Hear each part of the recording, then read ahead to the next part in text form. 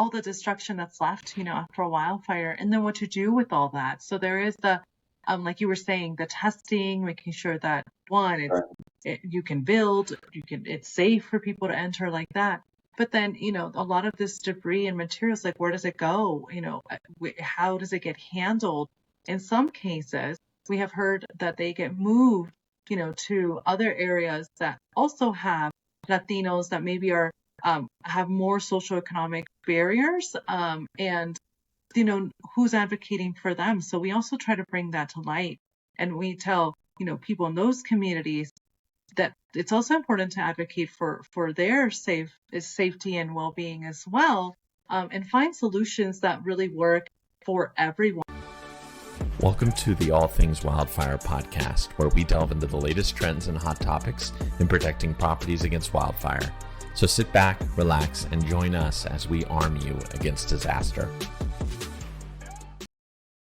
Hey everyone, welcome to another All Things Wildfire podcast. Today's guest is Hilda Berganza with Hispanic Access Foundation. Is that correct? Yes, that is correct. I got it right. Cool. So, Hilda, thank you for joining us. And I saw something online a few months ago of specifically in California. I know you guys are nationwide. I definitely want to share that because that's very important. That the Hispanic community, like you're impacting Hispanic communities throughout the entire nation. California specifically, though, what I saw was you guys have been actively educating the Hispanic community on what they can do to prepare for wildfire, and especially after this, local 1-year anniversary of the Altadena and Palisades fire. You guys look like you were pretty busy in strategically figuring out how to get information out to the Hispanic community. So I just kind of wanted to open that up. If you can just kind of let us know what impacts took place this last year and what you guys do for the Hispanic community as a whole with regards to wildfire education or wildfire things for them to understand. Yeah, well, first and foremost, thank you so much for having me on the show and having our organization on the show. We're really excited to see and hear from your audiences, and hopefully, this is something that is important and interest to everyone. Everyone in California and with family in California, because we all kind of come back and go back and forth. Yeah, so Hispanic Access Foundation is a nonprofit organization that does, like you mentioned, work in 50 states plus Puerto Rico on a variety of topics that are important to the Latino community. When we started, our CEO, who is also the founder of the organization, really noticed that the Latino voices were missing from several important conversations on a variety of spectrum, everything from education to financial literacy to conservation and environmental issues. And so her commitment and our mission and part of our vision is that we connect the Latino community with organizations, agencies, each other in a way that they elevate, empower, and share the shared knowledge and wisdom with one another, so we can share resources and build bridges so that across all the conversations in the United States, we can elevate their voices. We can say, this is what our community needs, and this is what we're seeing. And so that's like our overall, mission that we do. And part of that is in the conservation space, also in other topics in the environmental space. Specifically, I'm the climate program manager, and I do focus in the area of wildfires, but also health pollution from the area of, air pollution from the health perspective, and other topics that we work on here. And when it came to wildfires, as we know, wildfires are growing in intensity and destruction and severity. They have been in the last decade and more, and will continue to do so because of a changing climate that we continue experiencing. And like you mentioned, California is one of the, if not the number one state, really dealing with this issue. And so we at Hispanic Access do work directly with several Latino communities on the ground across, again, the country and Puerto Rico, and in Los Angeles and the greater Southern California area, we work with a lot of faith leaders through our interfaith group called Por la Creación, so for the creation, So it's where creación. Por la Creación, yes, for the creation, which is an interfaith group made up of several faith leaders across the nation, but definitely quite a few in Southern California, where they have huge connections to their communities. And we have found that in times of need, people go to their faith leaders to not only for matters of faith, but also like, what do I do to take care of my community, or what do we do in this situation and help each other? And so through our Por la Creación group, we have, for example, during the Los Angeles Palisades, Eden Fire, everything that happened in Southern California and has happened before, we reach out directly to these leaders, these faith leaders, and say, what's going on the ground? What do you need? How are your people doing? And last year, as we all know, things got out of control really fast when it came to wildfires, and there was a lot of information that wasn't reaching some of the Latino community for a lot of reasons, for either for language barriers, or because, power was out and internet was out, or they were just hard to reach areas.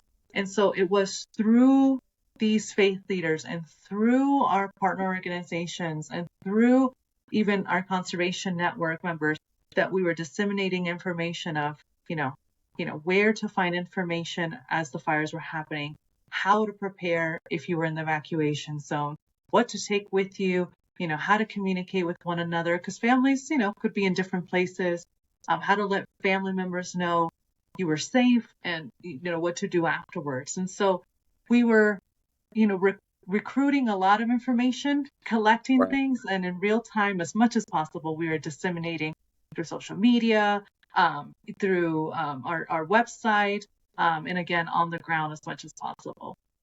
Wow. That was a lot. That was good. I love the faith piece. You know what's funny or interesting, I should say? We just had a company meeting yesterday, and I was talking about how with our mindset, how we can change our mindset, and what things need to happen in order for us to make a good shift, and understanding that change will always happen in our lives, and how do we embrace change to make it work for us. And one of my employees said, hey, OP, you forgot one thing in this design that I had about like how we get from one place to another. She said, faith. And I said, you know what? You're so right. And she says, I use faith in my life every single day. And I think about the Hispanic community, and being Hispanic myself, I'm like, yeah, like that's how I was raised. And I would imagine that a lot of the Hispanic communities, I would imagine, still have a very strong faith-based belief. And oftentimes that's like the first step in recovery, is like, okay, let me lean into my faith and understand that things are happening. Yes, things are out of control. Yes, but where can I put my belief and trust in? And that becomes such a shelter, if you will, like an emotional shelter, and a place to go. So like, I love that. I love that you guys are about that. I saw on your website, like, you and I'll try to say it again, por la creación. My Spanish is always a little mucho, but whatever. I I give it a shot. I try. But I appreciate that, because it really does lend itself to connecting to the Hispanic community, where they are and how they actually live their everyday lives. So thank you for sharing that. I love that.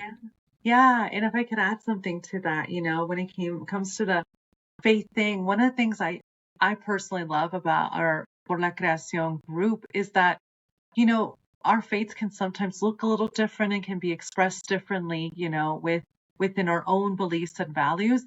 But one of the things that this group really does well is that we really come together for the betterment of Earth, our people, and the future generation. And we have found that through that, having that in front of us, we are able to work through many, maybe differing views when it comes to, our faith specifically. But again, for, hey, we need to be advocating for this piece of land to be safeguarded for future generations. Or, hey, our voices are strong enough. We need to advocate for clean air standards, which is actually a project that I lead.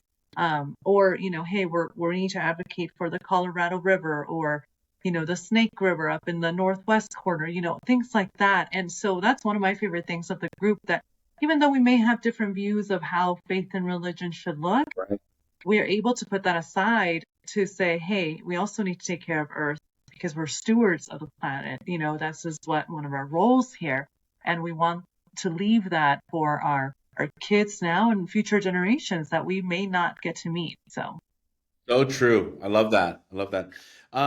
Hilda, how do you communicate with the Hispanic community when you're saying, "Hey guys, heads up, here are things that are taking place right away, other things that we want to educate you on in the future to learn." How are you guys, what channels are you guys using to communicate? Yeah, so I think that's a great question.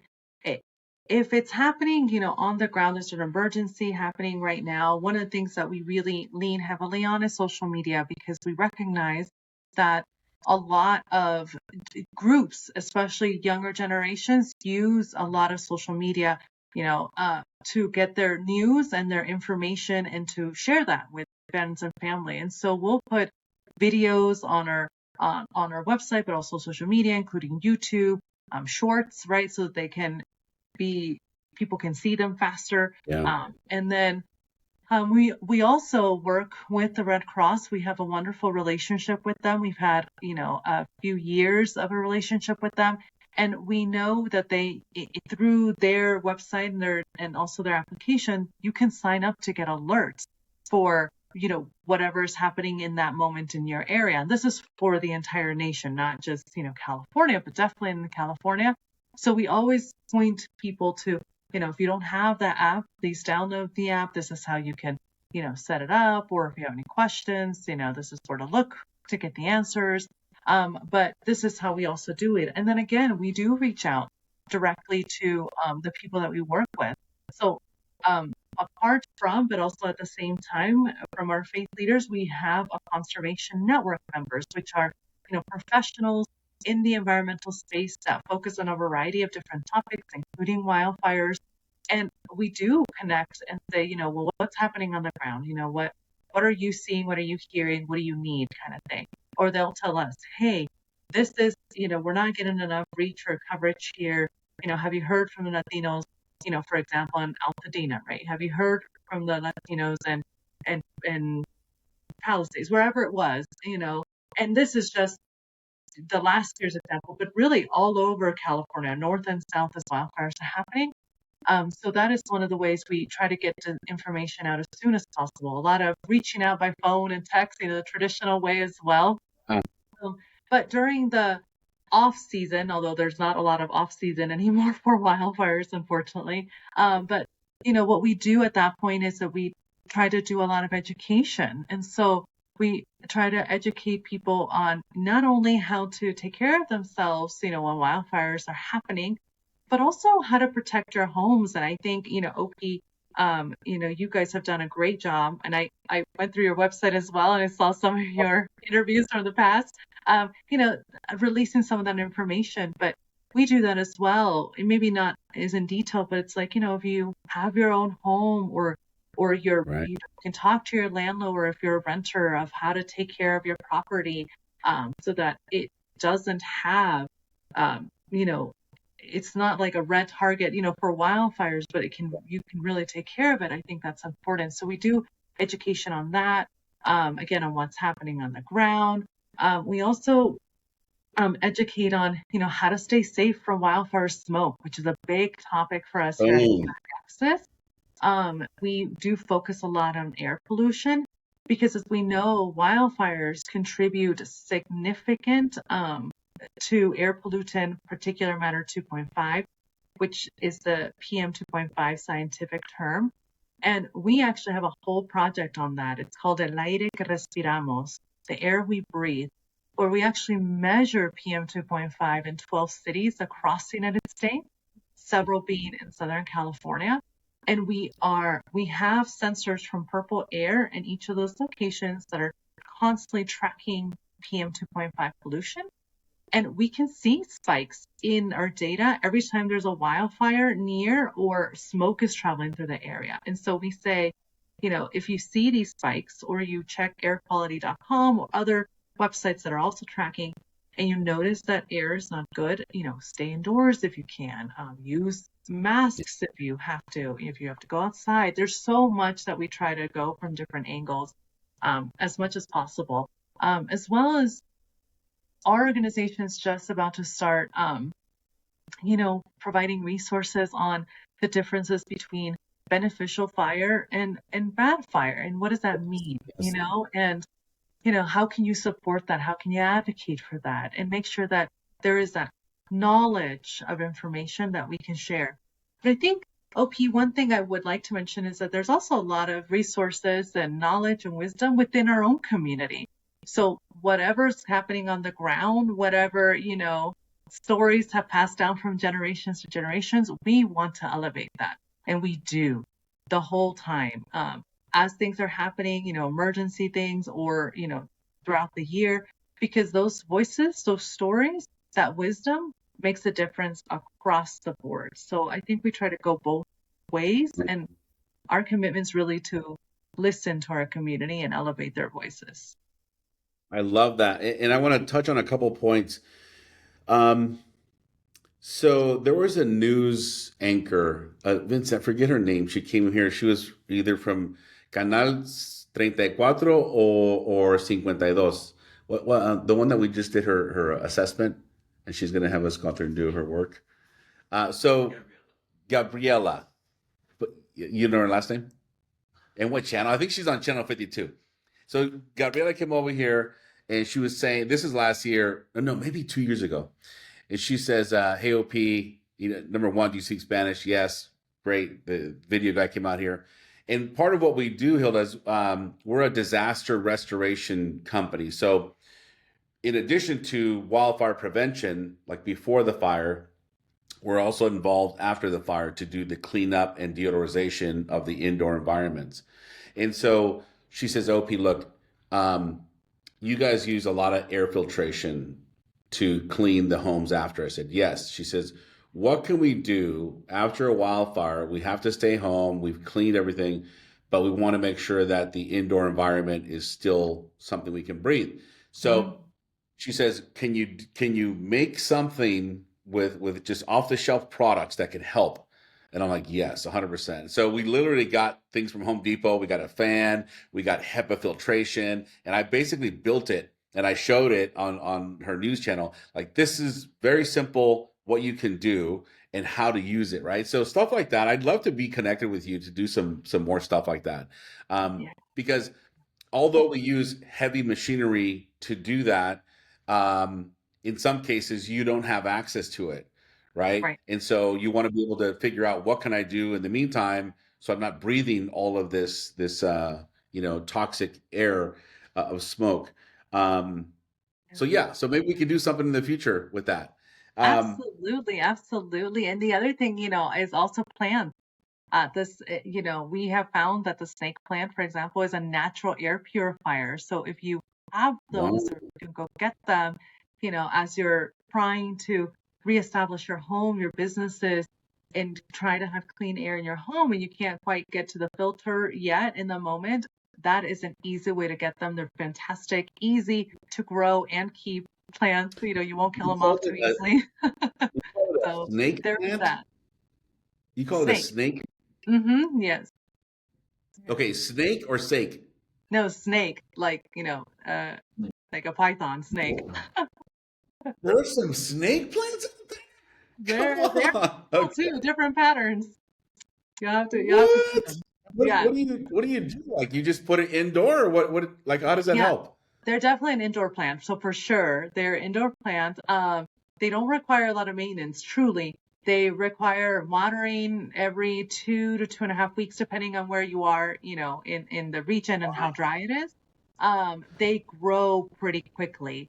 And so their patterns are also different depending on which one you get, but they are a natural air purifier for indoors specifically. So Wow. that's like, Culebras. I love yes, it. culebras, exactly, la planta de I love culebra. it. I love it. So the other thing you mentioned earlier about how you guys work with the Red Cross and you have your communities tap into their alerts. If I could share, there's a wildfire alert app that we love, and we had the founder on here a few months back, and the app is called Watch Duty. So if your listeners would be interested in that, Watch Duty app is going to be a great place where they can go to, and you can put in your zip code, and it begins to send you notifications. And for all of our listeners, like if you're not already, if you've not already downloaded the Watch app, you've got to, because the Watch Duty really gives you live information, sometimes faster than other news channels can provide. So that's also a big benefit. Um, and then you had mentioned about this PM 2.5, which is interesting. I hadn't heard about that, but really interesting to learn more about it. Let me see here. I've got some notes. Now, with regards to the wildfires or emergencies in general, um, what kind of response are you getting from the community as far as what they're asking for, or what they're wanting to learn more about? Yeah, that is a really great question because one of our proven processes here within our with our organization is, to listen to the community first. And that's what informs us. And so we do listen in a variety of different topics, but specifically when it comes to wildfires or other natural disasters. And we hear a variety of different things. So in Southern California specifically, we have a pastor in the Hollywood area who, during the wildfires, was out there putting packages together with, clean water, water bottles, any things that people may need day to day. So, and, clothes if they were able to gather it and provide it. And they were seeing firsthand how their members of the congregation, their families, and the greater community was heavily impacted in the moment by wildfires. Not only were they trying to survive and keep their families safe, but there was that emotional and mental piece that sometimes doesn't get addressed that people really deal with after a natural disaster, especially wildfires. And so they were, heavily relied on in providing that space of comfort, that place for a good cry, or just a place to vent, or even providing resources afterwards, mental health resources of other organizations that are doing that, because it's such a topic that doesn't get covered enough in many areas, but it is happening within our community and just communities at large. So we heard from him specifically, this faith leader, what was happening. And then there was another faith leader who, in the aftermath, went to the Altadena, Pasadena, like that whole area, and walked wherever they could, of course, and saw some of the homes actually destroyed from their members of the congregation or people that they knew. And so to see firsthand for them, this faith leader, what the destruction was really like was just shocking. And it wasn't like they hadn't seen destruction before, but just the level of devastation across the board. Mhm. And seeing how her people came back, trying to, one, rebuild their homes and their lives, two, look for work, because as we know, the Latino community works outdoors in large numbers, everything from, yes, the agriculture sector, which also gets heavily impacted by wildfires and wildfire smoke, but also just outdoor laborers. We're talking construction workers, we're talking landscapers, that were dependent on some of the homes or their businesses were there, and just seeing them rebuild that piece, but also those who worked in the tourism industry, that the tourism levels went down. And we know that large numbers of Latinos, are the housekeepers, they are the cooks, and so when restaurants and hotels, are also damaged because of fires, or, we just can't access them because of everything that's between, point A to point B, those people get impacted too. So that pastor, I remember specifically, and we highlighted some of her stories on social media about, like, the devastation, the heartbreak, and the trying to figure out how to help people just rebuild as a whole, not just like their physical home, but it was like, their whole lives. And, children's education gets disrupted too. So then, how to get children back on track. So there's a lot of that we rely on. But again, we do go to the people on the ground. We want to hear their stories. We want to make sure that we can elevate them, because this is what makes a difference. And I guess a big conversation is our organization does do a lot of advocacy on a variety, again, of different topics, but specifically in wildfires, at a local, state, national level, because again, we are seeing the devastation. We know it's going to get worse. We have science that backs this up, data that we ourselves have collected as well. And, we have the stories on the ground. And so when we request meetings with elected officials, we're saying, one, thank you if you're doing work on this front, and here's what we see is missing. Or, hey, we're not doing enough work on this front. This is what our people need. Everything from, again, mitigation strategies on a home front, for example, to education, to dissemination of information, in English and Spanish, or in ways that reach Latinos. So as we know, a lot of Latinos, compared to our other ethnic groups, they don't have access to internet sometimes, or they have, one computer or one TV, versus like other places, other homes. And so how we get information out is also important. Sometimes we need to go to our local carnicerias or panaderias. We need to go to these places so that we can put stuff, because if not, our people aren't going to see it if they don't have access to internet. So there's so much to do. And we try, if we can do it, and because we can't do everything, we really heavily lean on the people we work with, but then also people who are doing this, other amazing organizations that are like, they can be even faster than us in response, or they can get on the ground faster. That's what we need. But, and I'm now saying for every natural disaster, because these tactics, they work. But, it's about so we advocate for all of that. We do, when we meet with people.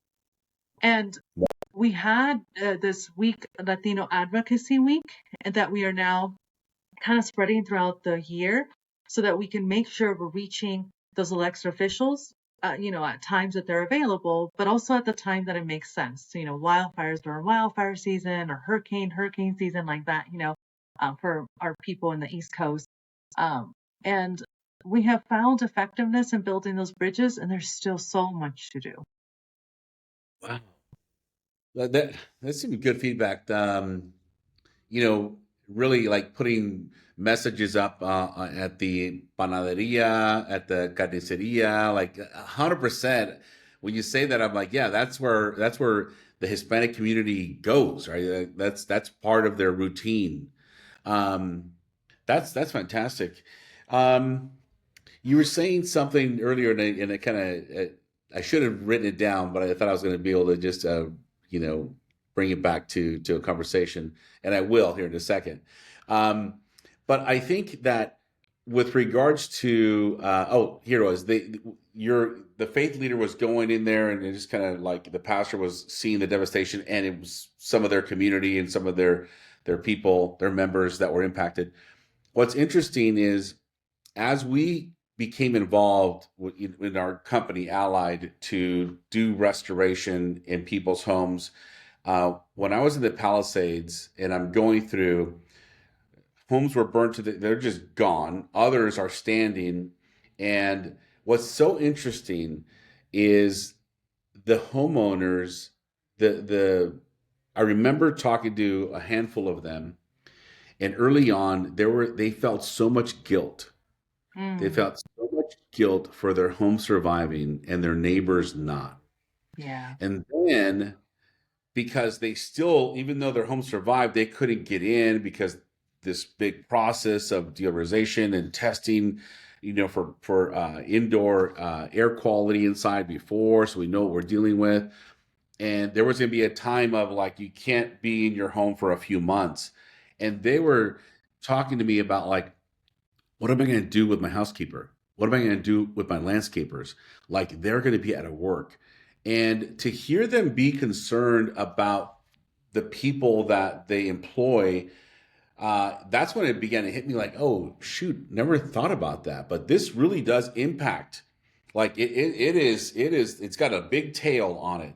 And we don't all look at what this looks like, but it impacts one person, the next person, impacts a family, impacts a household, impacts a community, just from the one event happening that now causes these other things to trigger. So very insightful about the things that take place after a catastrophic event that we don't necessarily talk about, but it's happening.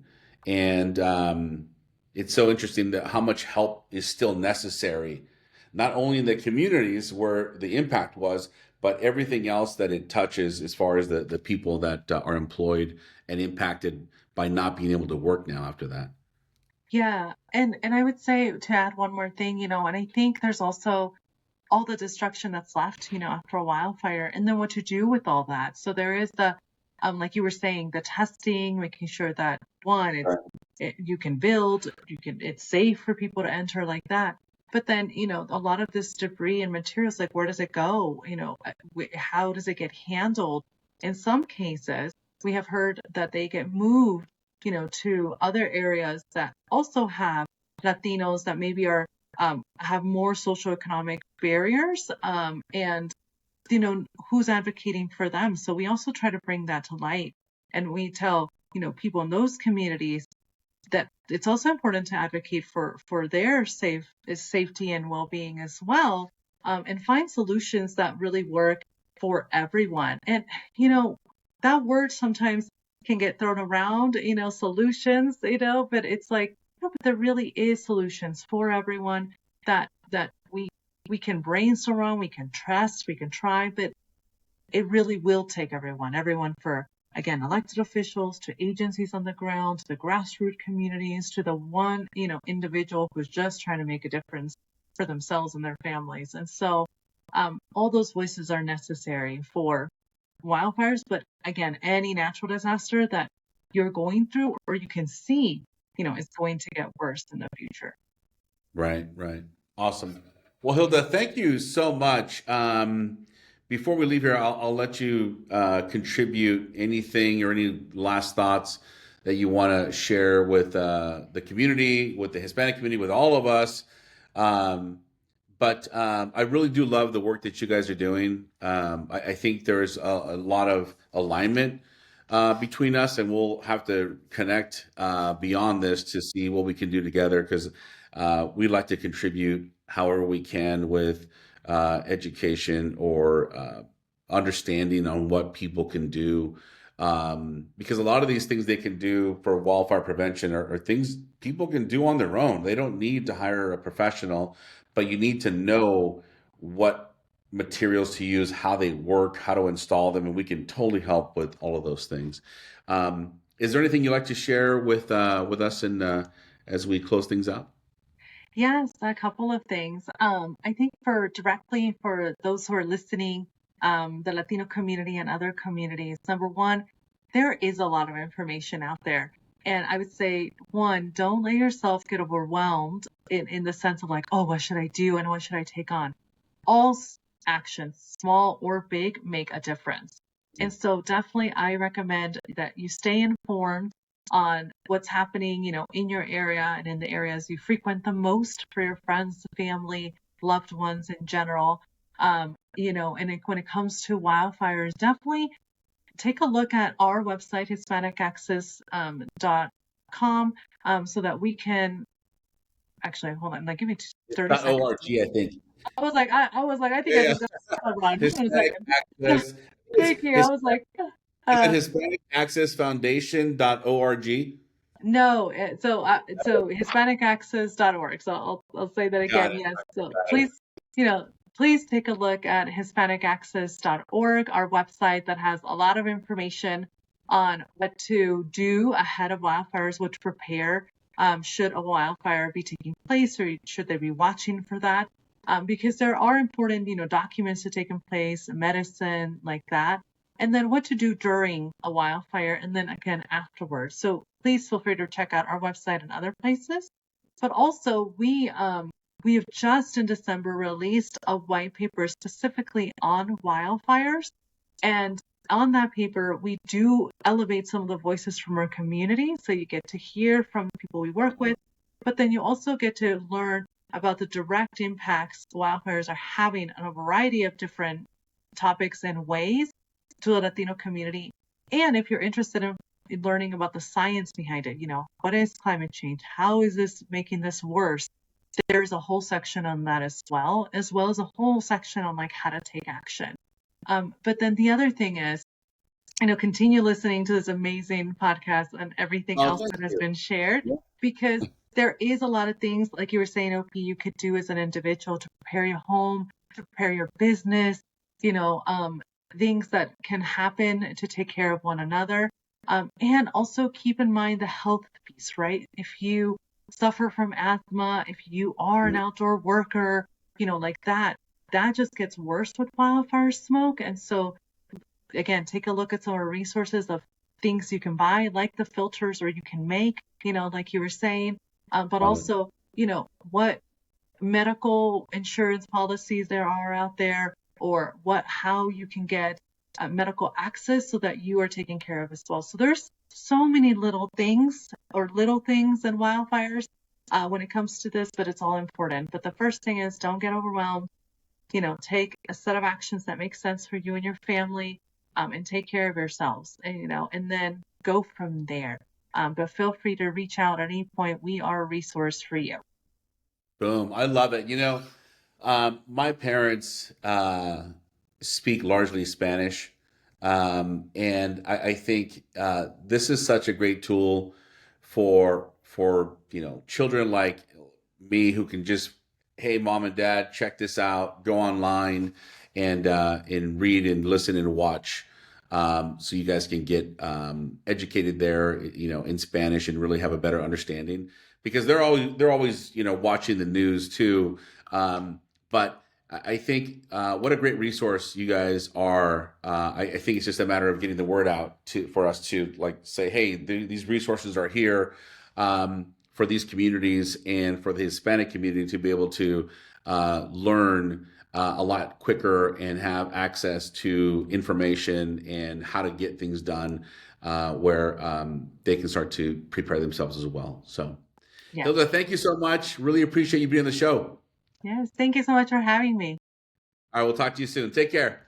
Thank you. Bye. That's all for this episode of All Things Wildfire. If you like this episode, be sure to subscribe to our show and follow us on social media to stay up to date on all things wildfire. And as always, thanks for listening.